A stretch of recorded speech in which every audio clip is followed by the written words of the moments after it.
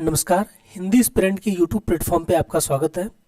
हम लोग यहाँ एंशिएंट हिस्ट्री पढ़ रहे थे। एंशिएंट हिस्ट्री में जो आज हमारा टॉपिक है हड़प्पा सभ्यता। हड़प्पा सभ्यता का पार्ट 1 हमारा हो चुका है। पार्ट 2 को हम लोग पढ़ रहे हैं।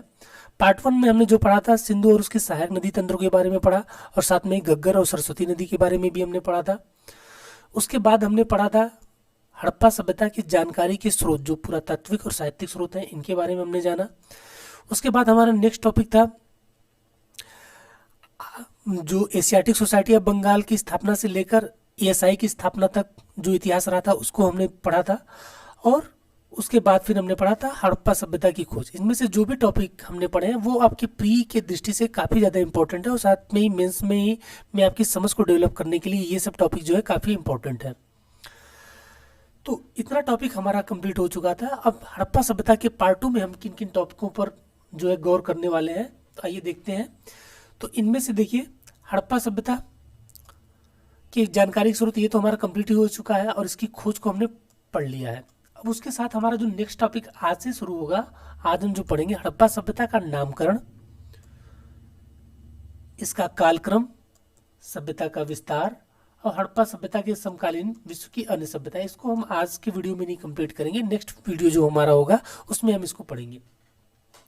तो देखते हैं हड़प्पा सभ्यता का नामकरण। देखिए, हड़प्पा सभ्यता के कई सारे नामों से जाना जाता है। आपने सुना होगा सिंधु घाटी सभ्यता। और वर्तमान समय में जो एक नाम ज़्यादा चलन में है वो सिंधु सरस्वती सभ्यता या सरस्वती घाटी सभ्यता। फिर उसके बाद प्रथम नगरीय सभ्यता, कांस्य युगीन सभ्यता, हड़प्पा सभ्यता। ये सब जो नामकरण है इनके पीछे उनका तर्क का आधार क्या है और कुछ नामों को लेकर विवाद इतना क्यों है, इसके बारे में हम लोग आज के टॉपिक में पढ़ेंगे, हड़प्पा सभ्यता के नामकरण में।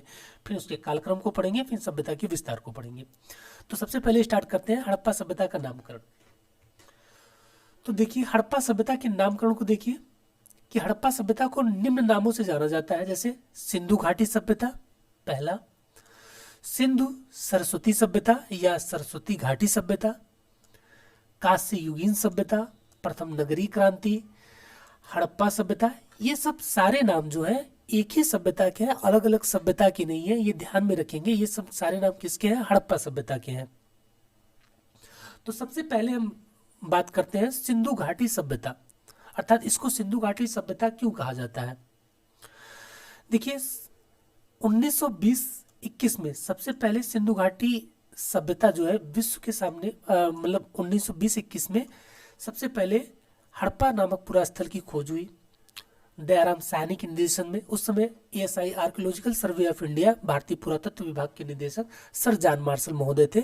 उन्हीं के निर्देशन में दयाराम साहनी द्वारा हड़प्पा सभ्यता, और उसके बाद जो है मोहनजोदड़ो जो है राखलदास बनर्जी द्वारा खोजी गई। तो 1920 में ये जब खोजें हुई तो उस समय तक विश्व में हड़प्पा सभ्यता नाम से कोई भी सभ्यता नहीं थी। अर्थात उस समय विश्व की सबसे प्राचीनतम सभ्यताएं थी मिस्र की सभ्यता, जो हमने पुरातात्विक स्रोत में देखा था, मेसोपोटामिया, वर्तमान में इराक। ठीक, ये सब सभ्यताएं प्रकाश में आ चुकी थी और इन्हें विश्व की सबसे प्राचीनतम सभ्यता का होने का दावा किया जा रहा था उस समय। लेकिन 1920-21 में जो ये सिंधु घाटी सभ्यता की खोज हुई या हड़प्पा सभ्यता की खोज हुई, उसके साथ ही 1924 में सर जॉन मार्शल महोदय ने ये विश्व के सामने दावा किया कि भारत में एक ऐसे स्थल का पता चला है, एक ऐसी सभ्यता के बारे में पता चला है जो विश्व की पुरातन सभ्यताओं, जो मेसोपोटामिया मिस्र की सभ्यताएं हैं, उसके समकालीन है, और कुछ मामलों में तो उनसे भी आगे ये प्रतीत होती है। तो चूंकि प्रारंभ में जो स्थल मिले थे वो सिंधु और उसके सहायक नदी घाटियों में मिले थे, इसलिए सर जॉन मार्शल महोदय ने अपने लेख में 1924 में इसे सिंधु घाटी सभ्यता का नाम दिया। ठीक, इस सभ्यता के प्रारंभिक, यहाँ पे देखिए, इस सभ्यता के प्रारंभिक स्थल सिंधु और उसकी सहायक नदी घाटियों में खोजे गए थे, इसलिए मार्शल महोदय ने इसे सिंधु घाटी सभ्यता कहा। वर्तमान शोधों के आधार पर यह तर्कसंगत नहीं है। क्यों नहीं तर्कसंगत है? देखिए कि सिंधु और उसकी सहायक नदियां, मतलब झेलम, चिनाब, रावी, ब्यास और सतलज, ये यदि सिंधु घाटी सभ्यता कही जा रही है तो ये क्या दर्शा रहा है? इतने बड़े क्षेत्रफल को ही दर्शा रहा है। और इस क्षेत्रफल में कुल कितने सैंधव पुरा स्थलों की खोज हुई है? तो केवल 40 सेंधो पुरास्थल सिंधु और उसके सहायक नदी घाटियों में मिले हैं, जबकि हड़प्पा सभ्यता में लगभग 1500 पुरास्थलों की खोज की जा चुकी है। अर्थात 1460 पुरास्थल ऐसे हैं जो सिंधु नदी के दायरे से बाहर हैं। तो ये सिंधु घाटी सभ्यता कहना एक विशेष भौगोलिक क्षेत्रफल को दर्शाता है। तो इस आधार पर विद्वानों का मानना है कि इसे सिंधु घाटी सभ्यता न कहा जाए। ठीक, तो फिर किस नाम से कहा जाए? तो फिर अगला नाम क्या हो? तो उन्होंने तर्क दिया कि भैया इसको सिंधु और सरस्वती सभ्यता कहिए। क्यों? कि अभी तक 1500 स्थल सिंधु सभ्यता के प्रकाश में आ चुके हैं, जिनमें से 1100 स्थल सिंधु और गंगा नदी के मध्य स्थित हैं, जहां पहले सरस्वती नदी बहती थी। इसलिए कुछ विद्वान इसे सिंधु और सरस्वती सभ्यता कहना ज्यादा तर्कसंगत कहते हैं। तो इनका तर्काधार क्या है कि वर्तमान में जो सिंधु नदी है और सरस्वती नदी, जिसे वर्तमान समय में हम किस नाम से जानते हैं? घग्गर नदी। वर्तमान में कोई भी नदी मेरी जानकारी में तो सिंधु और मतलब उत्तर भारत से लेकर दक्षिण भारत में कोई नदी सरस्वती नाम से बहती नहीं है। तो सरस्वती नदी को ही जहां पे माना जाता है, सरस्वती नदी का जो पैलियो चैनल है उसी पर ही वर्तमान समय में घाघरा नदी बह रही है। तो सिंधु और सरस्वती सभ्यता कहने के पीछे उनका तर्काधार क्या है? क्योंकि 1100 पुरास्थल इन दोनों नदी घाटियों के बीच में पाए जाते हैं। तो इस आधार पर इसको सिंधु और सरस्वती सभ्यता कहा जाना चाहिए, क्योंकि मैक्सिमम स्थल जो है सिंधु और सरस्वती नदी के बीच में मिले हैं। और सिंधु घाटी सभ्यता कहे जाने के पीछे जो तर्काधार था उसको भी हमने बताया, उसको खंडन किन आधारों पर किया जा रहा है ये भी हमने बात की, कि भौगोलिक क्षेत्रफल की बात की जा रही है। सिंधु घाटी सभ्यता बहुत बड़े क्षेत्रफल में फैली थी, जबकि सिंधु घाटी सभ्यता कहना उसको छोटे क्षेत्रफल में दर्शाना था। तो फिर सरस्वती घाटी सभ्यता कहना या सिंधु सरस्वती सभ्यता कहना क्या क्या ये ज्यादा तर्कसंगत प्रतीत होता है? क्योंकि देखिए 1500 लगभग पुरास्थलों की खोज की गई है। ठीक, 1500 पुरास्थलों की खोज की गई, जबकि सिंधु और सरस्वती नदी के अंतर्गत कितने पुरास्थल आ रहे हैं? 1100 पुरास्थल आ रहे हैं। बाकी 400 पुरास्थल ऐसे हैं जो सिंधु और सरस्वती सीमा के बाहर हैं। तो यदि भौगोलिक सीमा का ही दायरा लिया जा रहा है तो सिंधु और सरस्वती भी तो उसको कवर नहीं कर रहा है, क्योंकि 400 पुरास्थल इसके दायरे से तो बाहर चले जा रहे हैं। तो ऐसे में ये तर्काधार कि इसे सिंधु और सरस्वती सभ्यता कहना ये भी बहुत ज्यादा उचित नहीं प्रतीत होता है, क्योंकि इतिहासकारों ने जो सिंधु घाटी सभ्यता कहे जाने के पीछे जो उसको खंडन किया वो क्या था? भौगोलिक सीमा ही थी कि सिंधु घाटी सभ्यता केवल इतने क्षेत्रफल में न फैलकर इतने बड़े क्षेत्रफल में फैली थी। तो ऐसे में तो सरस्वती सभ्यता, सिंधु और सरस्वती सभ्यता कहना भी बहुत ज्यादा उचित नहीं है, क्योंकि 1100 स्थल इसके कवर हो रहे हैं, जबकि 400 पुरास्थल इसके प्रकाश से बाहर चले जा रहे हैं, इसकी सीमा से बाहर। तो इसका भी खंडन इस आधार पर किया जाता है कि सिंधु और सरस्वती कहना या सरस्वती घाटी सभ्यता कहना ये ज्यादा उचित नहीं है। सरस्वती घाटी सभ्यता कहने के पीछे तर्काधार क्या है? क्योंकि सिंधु सभ्यता में जितने भी स्थल 1500 स्थल हैं, तो 1500 के लगभग 2/3 स्थल यही सरस्वती और घग्गर नदी वाले सेक्टर में मिले हैं। अर्थात 2/3 सिंधु सभ्यता के स्थल ये वर्तमान में जो आप नदी देख रहे हैं सरस्वती नदी ये वाली, इसी के आसपास वाले सेक्टर में ही 2/3 सिंधु पुरास्थलों की खोज हुई है। इसलिए इसको जो है सरस्वती घाटी सभ्यता भी वर्तमान समय में कहा जा रहा है। लेकिन वर्तमान समय में देखिए कि वर्तमान सरकार राष्ट्रवादी इतिहास लेखन को ज्यादा प्रमोट कर रही है, इसलिए आपको इस समय ज्यादा नाम सुनने को मिलेंगे सिंधु और सरस्वती घाटी सभ्यता। ठीक है, लेकिन ये भी अपने आप में नाम पूर्ण नहीं है। तो फिर कौन सा नाम होना चाहिए? अब आते हैं नेक्स्ट। तो क्या इसे हड़प्पा सभ्यता कहा जाए? तो इसको हड़प्पा सभ्यता कहा जाने के पीछे तर्काधार क्या है सिंधु सभ्यता के नामकरण के पीछे? तो दो हमने देख ही लिया, एक सिंधु घाटी सभ्यता का नामकरण देखा, उसके पीछे का तर्काधार देखा, एक सिंधु और सरस्वती घाटी सभ्यता या सरस्वती घाटी सभ्यता कहे जाने के पीछे तर्काधार देखा। और जो फिर नेक्स्ट आपका है वो क्या है? इस सभ्यता को के सर्वप्रथम अवशेष पंजाब, पाकिस्तान के पंजाब प्रांत में स्थित साहिवाल जिले से मिले हैं। इस कारण इसको जो है हड़प्पा सभ्यता कहा जाना चाहिए। और वर्तमान समय में जो इतिहास में जो परंपरा रही है, किसी भी पुरातन या लुप्त सभ्यता का नामकरण यदि रखा जाता है तो उसके सबसे पहले खोजे गए स्थल के नाम पे रखा जाता है। जबकि सिंधु घाटी सभ्यता का पहला खोजा गया स्थल कौन सा था? हड़प्पा, जिसकी खोज दयाराम साहनी ने 1920-21 में की थी। तो इस आधार पर इसको हड़प्पा सभ्यता कहा जाना चाहिए।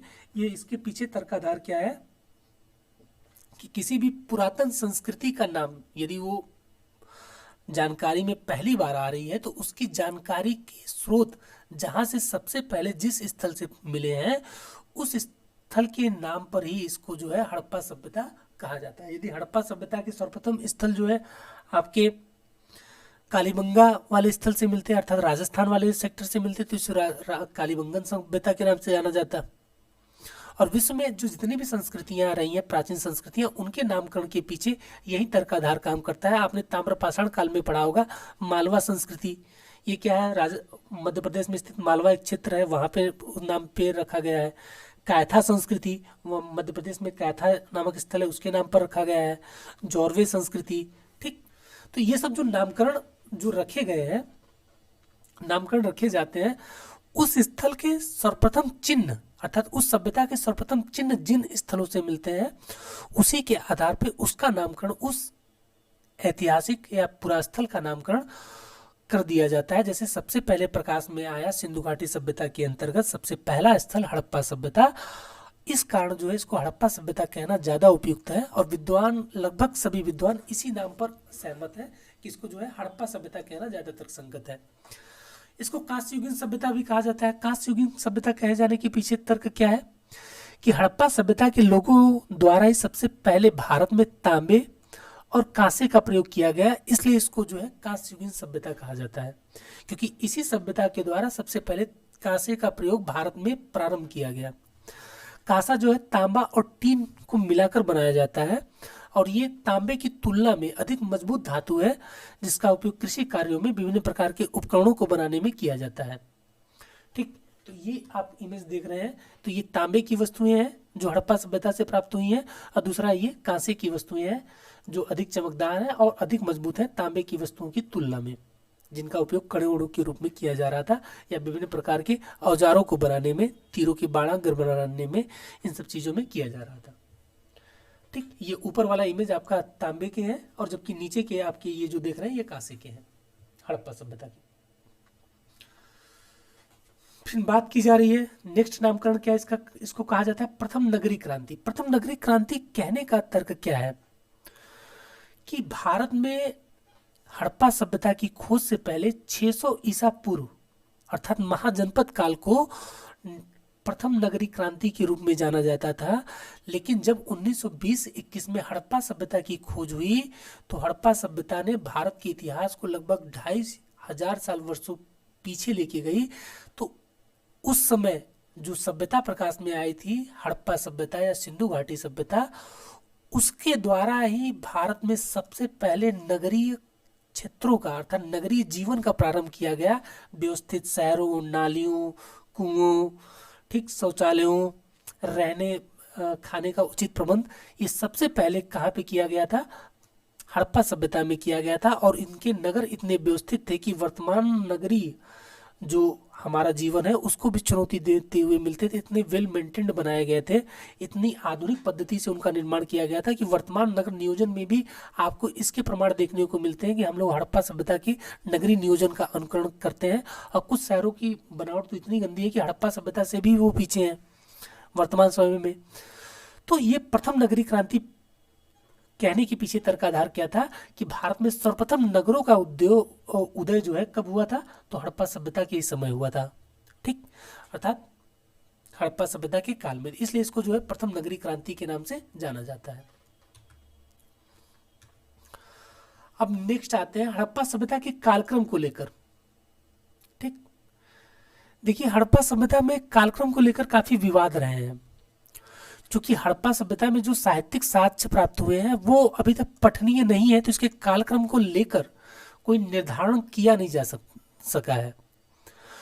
लेकिन अभी तक जो मानव अवशेष या अन्य चीजें वहां पे मिली हैं उनकी जो रेडियो कार्बन डेटिंग की गई है उसके आधार पर हड़प्पा सभ्यता को 3 चरणों में बांटा गया है। ठीक, पूरी हड़प्पा सभ्यता को 3500 से 1300 BCE अर्थात ईसा पूर्व के मध्य में रखा जाता है। 3500 से 1300 ईसा पूर्व के मध्य में रखा जाता है पूरी हड़प्पा सभ्यता को। इसको 3 चरणों में बांटा गया है। एक प्राक हड़प्पाई चरण, दूसरा परिपक्व हड़प्पाई चरण। प्राक हड़प्पाई चरण का जो टाइम पीरियड है 3500 से लेकर 2600। ये सब जो है एनसीईआरटी या एथेंटिक बुक से जो आपको तिथियां मिलेंगी वो यही मिलेंगी कि रेडियो कार्बन डेटिंग विधि के अनुसार जो हड़प्पा सभ्यता 3500 से लेकर 1300 BCE तक फली फूली, उसको जो है 3 कालखंडों में बांटकर देखा गया है। पहला प्राक या प्रारंभिक हड़प्पाई चरण जो 3500 से लेकर 2600 ईसा पूर्व के बीच में है। दूसरा जो है आपका चरण है आपका परिपक्व हड़प्पाई चरण जो 2600 से लेकर 1900 BCE तक है अर्थात ईसा पूर्व तक है।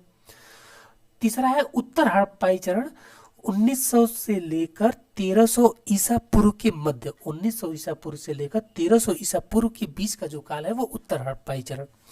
तो आप जानते हैं कि अब आइए देखते हैं कि प्राक या प्रारंभिक हड़प्पाई चरण क्या है, परिपक्व हड़प्पाई चरण क्या है, उत्तर हड़प्पाई चरण क्या है।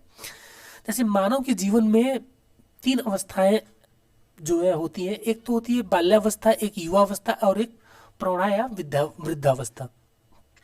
ठीक, आश्रमों की बात नहीं कर रहे हैं, आश्रम तो 4 प्रकार के होते हैं जिसके हिसाब से मानव जीवन को बांटा गया है। तो हम मेनली बात कर रहे हैं जो मुख्यतः 3 अवस्थाओं की बात कर रहे हैं, बाल्यावस्था, युवावस्था और क्या है आपकी वृद्धावस्था।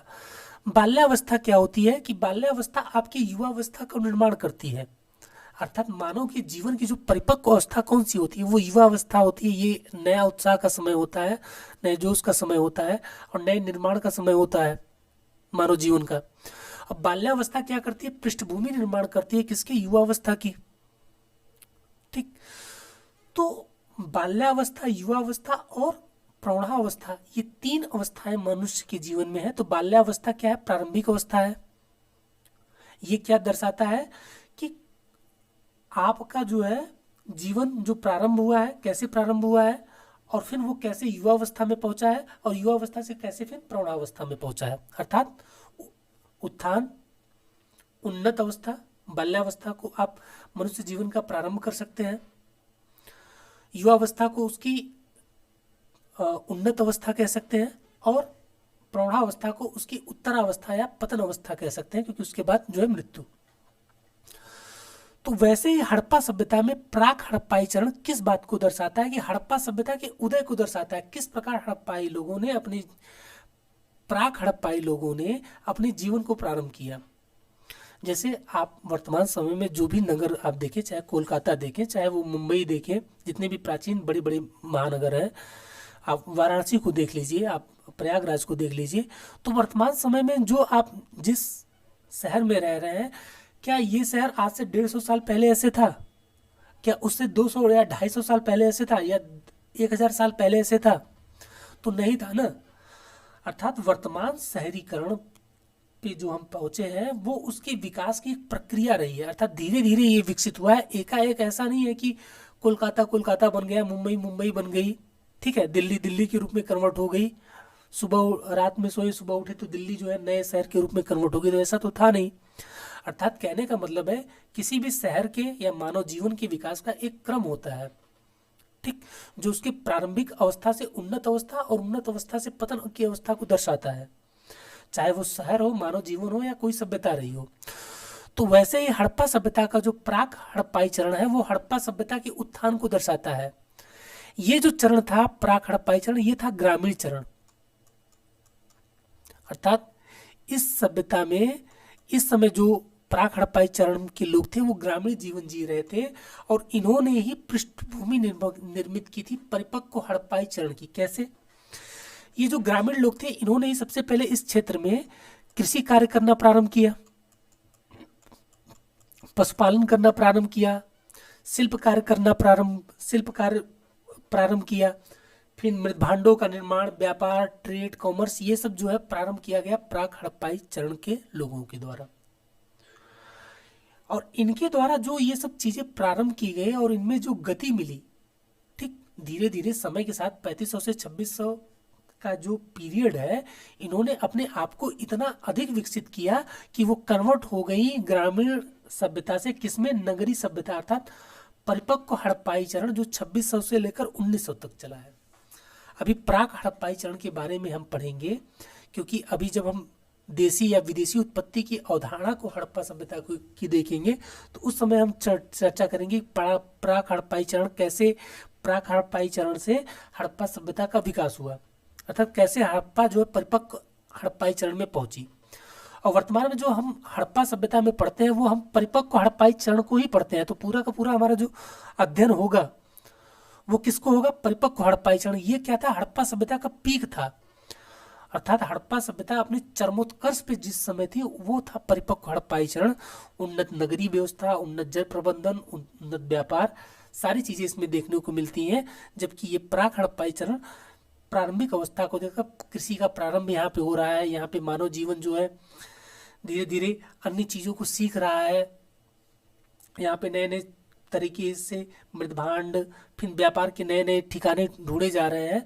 और ये सब लोग जब ज्यादा प्रबुद्ध हो गए समय के साथ तो इन्होंने ही विकास किया परिपक्व हड़प्पाई चरण। और ये परिपक्व हड़प्पाई चरण क्या था, ये नगरीय चरण था। अर्थात इस चरण में आकर लोगों ने कैसा जीवन जिया, वो नगरीय जीवन था, जो वर्तमान नगरीय जीवन को चुनौती देता हुआ दिखता है। जब हम हड़प्पा सभ्यता में उसकी कला, वास्तुकला, उसके नगर नियोजन को पढ़ेंगे तो हम वहां पे देखेंगे किस प्रकार इतने व्यवस्थित तरीके से उसको बसाया गया था। अब है उत्तर हड़प्पाई चरण जो 1900 से लेकर 1300। ये उत्तर हड़प्पाई चरण हड़प्पा सभ्यता की प्रौढ़ावस्था को दर्शाता है, अर्थात उसके पतन को दर्शाता है। अब ये पतन के पीछे कई सारे कारण रहे होंगे। इसको जब हम हड़प्पा सभ्यता का पतन पढ़ेंगे तो वहां पे हम उत्तर हड़प्पाई चरण को पढ़ेंगे। हड़प्पा सभ्यता में देखिए पतन के जो लक्षण थे वो लगभग आपके 1800 ईसा पूर्व से दिखाई देने लगे थे।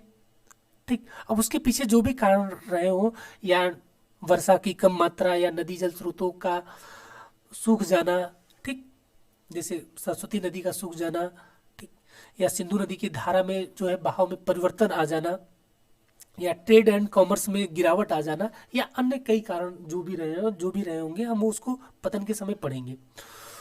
उसके कारण 1800 ईसा पूर्व में हड़प्पा सभ्यता का पतन जो है हमें देखने को मिलने लगा था। और लगभग 1700 ईसा पूर्व तक आते आते हड़प्पाई सभ्यता जो है पूरी तरह से पतन हो चुका था। तो देखिए पतन तो हुआ था केवल हड़प्पा सभ्यता के नगरों का, लोगों का पतन थोड़ी ना होता है। जैसे वर्तमान समय में जिस भी सिटी में रहते हैं उसको किसी कारण से जो है यहाँ का ट्रेड कॉमर्स गड़बड़ा जाए या अन्य चीज़ें गड़बड़ हो जाए तो यहाँ से क्या करेंगे, लोग इस क्षेत्र को छोड़कर चले जाएंगे। ऐसा नहीं शहर के साथ अपने आप को छोड़ देंगे मरता हुआ कि नहीं हम जिस शहर में रह रहे हैं ये पतनशील हुआ तो हम भी पतन के शिकार हो जाएंगे, या भी हम भी उसी अवस्था में जिएंगे। हमारा शहर पतन की अवस्था में तो हम भी पतन की अवस्था में अपना जीवन यापन करेंगे। तो मानव जीवन तो ऐसा है नहीं कि शहर का पतन हो रहा तो मानव जीवन का भी पतन होगा। तो उस समय मानव ने क्या किया, अपने आवास को बदल लिया और भारत में जिन अन्य संस्कृतियां जो हड़प्पा सभ्यता के समकालीन जो ताम्रपाषाण या अन्य संस्कृतियां थी वो कौन सी संस्कृतियां थी उस समय हम पढ़ेंगे, उन आसपास की संस्कृतियों में मिलने लगे। जैसे आप प्रयागराज में रह रहे हैं तो प्रयागराज के आसपास प्रयागराज का पतन हुआ तो आप बनारस चले जाइए रहने के लिए, आप आगे बढ़कर कानपुर चले जाइए, ठीक, आप पटना चले जाइए रहने के लिए, ठीक, आप लखनऊ चले जाइए। तो इन सब शहरों में पलायन करके आप रह सकते हैं क्योंकि उन शहरों का पतन अभी नहीं हुआ है। तो वही बात थी कि हड़प्पा सभ्यता का पतन उत्तर हड़प्पाई चरण में हुआ, लेकिन हड़प्पा सभ्यता का पतन हुआ था उसके लोगों का पतन नहीं हुआ था। तो उसके लोग जिन जिन स्थलों पे गए उन सबको जो है उत्तर हड़प्पाई चरण के अंतर्गत हम लोग देखेंगे कि हड़प्पा सभ्यता के पतन के बाद इसकी संस्कृतियों, क्योंकि मनुष्य जिस समय पलायित होता है वो अपनी सभ्यता और संस्कृति को भी साथ में लेके जाता है। जब भारतीय जाके अमेरिका या दुबई में जाके बसते हैं तो अपनी संस्कृति को तुरंत एकाएक त्याग नहीं देते हैं कि वो डायरेक्ट मॉडर्न हो गए, वो वेस्टर्न तरीके से सब कुछ करने लगे। तो नहीं, ऐसा नहीं होता। मनुष्य के साथ जो सभ्यता संस्कृति की छाप इतनी गहरी होती है कि उसके मरने तक अर्थात उसकी कई पीढ़ियों तक वो विद्यमान रहती है। तो इस कारण जो उत्तर हड़प्पाई चरण था उसके सांस्कृतिक अवशेष जिन जिन स्थलों से देखने को मिलते हैं तो उसको उत्तर हड़प्पाई चरण कहा जाता है। तो ये हमने देख लिया प्राक हड़प्पाई चरण, ये कैसा था, ग्रामीण चरण था जो 3500 से लेकर 2600 ईसा पूर्व तक चला। और इस समय क्या था, इसी ने जो है निर्माण किया परिपक्व हड़प्पाई चरण का, ये ग्रामीण चरण था। और यहीं से कृषि, व्यापार और ट्रेड और कॉमर्स जो प्रारंभ हुआ उसने ही विकास किया परिपक्व हड़प्पाई चरण का, जिसके विषय में हम डिटेल से पढ़ेंगे। ये पूरा का पूरा जो हड़प्पा सभ्यता है वो परिपक्व हड़प्पाई चरण का ही अध्ययन है, और प्राक हड़प्पाई चरण का हम लोग अभी आगे पढ़ेंगे। फिर तीसरी अवस्था आती है प्रौढ़ावस्था। प्रौढ़ावस्था क्या थी, इसमें क्या हुआ, हड़प्पा सभ्यता के पतन हुआ। हड़प्पा सभ्यता के पतन के बाद उसके लोग जो विभिन्न स्थलों पर, विभिन्न भागों में, भारत के जिन जिन भागों में जाके बसे, उसके अवशेष जिन जिन संस्कृतियों हड़प्पा, चूंकि ये जब लोग बसे तो अपनी संस्कृतियों को लेके भी गए थे, तो जिन जिन शहरों में ये बसे वहाँ पे जो हड़प्पा संस्कृति के अवशेष जैसे मृदभांडों के रूप में देखने को मिलते हैं, या थोड़ी सी नगर के प्रकारों में देखने को मिलते हैं, तो ये सब जो दिखेंगे वो उत्तर हड़प्पाई चरण में हम पढ़ेंगे। तो ये तीनों चरण ध्यान में रखिएगा। रेडियो कार्बन डेटिंग के हिसाब से जो ये हड़प्पा सभ्यता के 3 कालों का निर्धारण किया गया, प्राक हड़प्पाई चरण, परिपक्व हड़प्पाई चरण और उत्तर हड़प्पाई चरण। ये तीनों क्या है, ये तीनों के बारे में हमने पढ़ लिया। अब आगे चलते हैं। अब हड़प्पा सभ्यता का हमारा जो टॉपिक है विस्तार। हड़प्पा सभ्यता का विस्तार से मतलब है कि हड़प्पा सभ्यता कहाँ तक फैली थी, इसकी बात की जा रही है। तो हड़प्पा सभ्यता का देखिए, पूछे आपसे एग्जाम में हड़प्पा सभ्यता का विस्तार कितने देशों में मिलता है, तो वर्तमान में 3 देशों में देखने को मिलता है। अफगानिस्तान, अफगानिस्तान में 2 प्रमुख पुरास्थल हैं जो हड़प्पा सभ्यता से, सोर्तुगोई है, एक मुंडीघाट है। दूसरा है आपका पाकिस्तान, तीसरा है आपका भारत। ठीक, तो हड़प्पा सभ्यता का विस्तार 3 देशों में है, अफगानिस्तान, पाकिस्तान और तीसरा जो है भारत।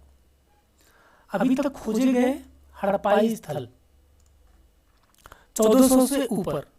ठीक, वर्तमान स्रोतों के हिसाब से देखा जाए तो लगभग 1500 पुरास्थलों की खोज की जा चुकी है, जिनमें से 481 पुरास्थल हड़प्पाई पाकिस्तान में है, बाकी जो है भारत में है।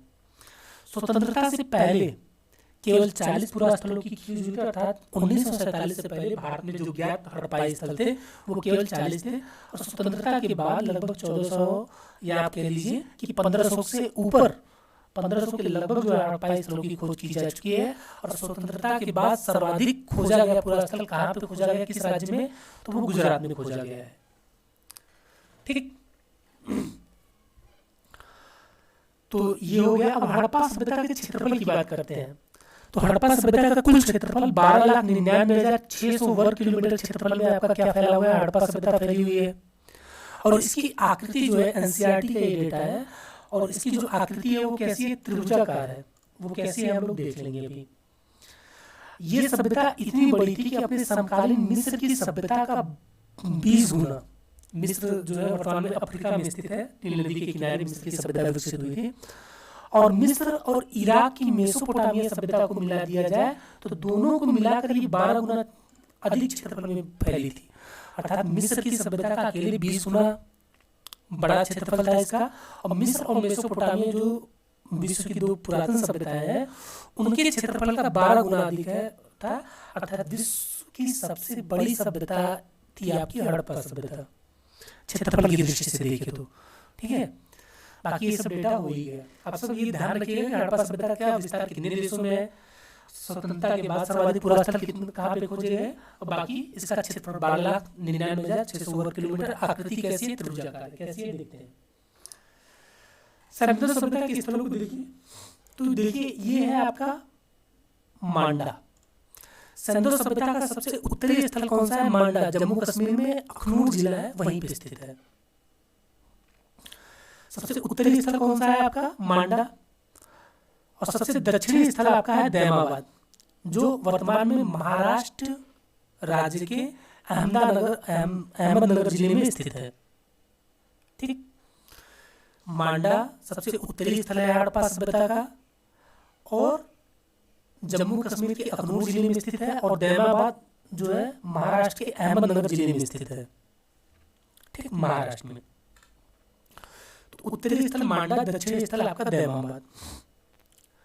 अब देखिए सबसे पूर्वी स्थल हड़प्पा सभ्यता का तो सुतका गेंडोर, वर्तमान में पाकिस्तान के बलूचिस्तान वाले प्रांत में ये स्थित है, ये वाला सेक्टर, ठीक। और उसके बाद जो है सबसे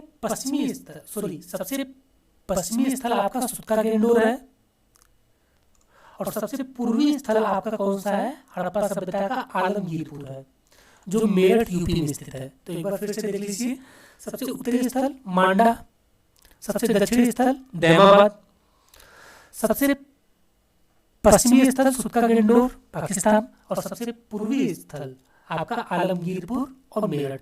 यदि इन तीनों को मिला दिया जाए तो जो आकृति बनती है भारत की हड़प्पा सभ्यता की, कुछ इस प्रकार की बनती है।